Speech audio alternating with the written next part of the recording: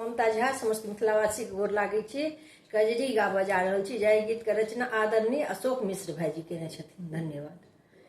सखिया चौदिस छायल बदरा रही रही बरसै बुंदियाना।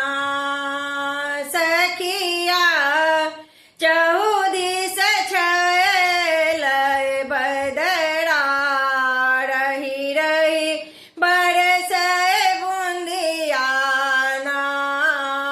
बदरा जाय कपिया के कही है कोना भेला निर्मोहियाना।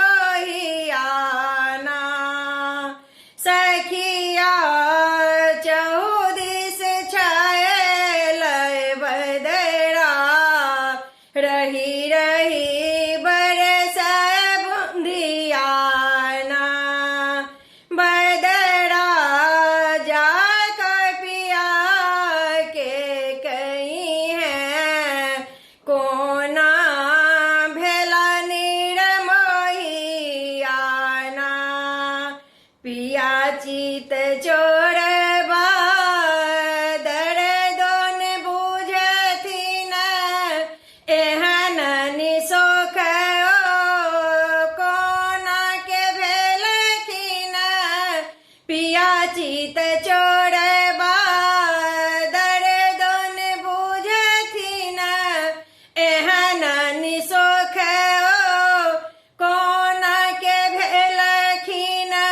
अंगना सुन सन लगैना मन रही रही कन्हैया। अंगना सुन सन लगैना मन रही रही कन्हैया। सखिया चौदिस छायल बदरा रही रही बरसै बुंदियाना। कोयल कुहक बाजै दादुर पपिया नैना सँ हमरा झरै निरकेर धारा। कोयल कुहक बाजै दादुर पपिहरा नैना सँ हमरा झरै निरकेर धारा।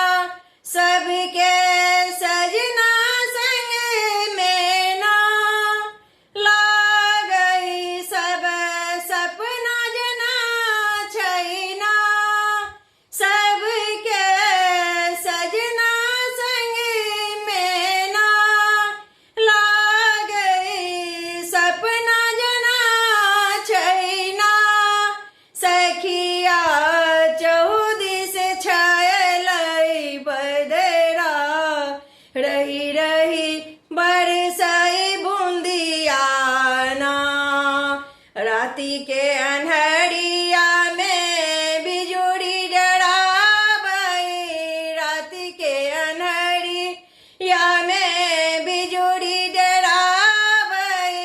मेघक गरजन दिन में हिया धड़काबै। मेघक गरजन दिन में हिया धड़काबै।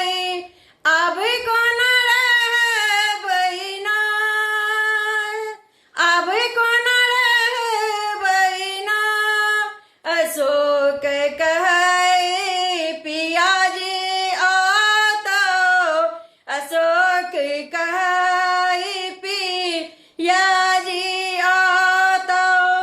सखिया चौदिस छायल ना बदरा चौदिस छायल ना। सखिया चौदिस छायल बदरा रही रही हिया धड़काबै ना। धन्यवाद।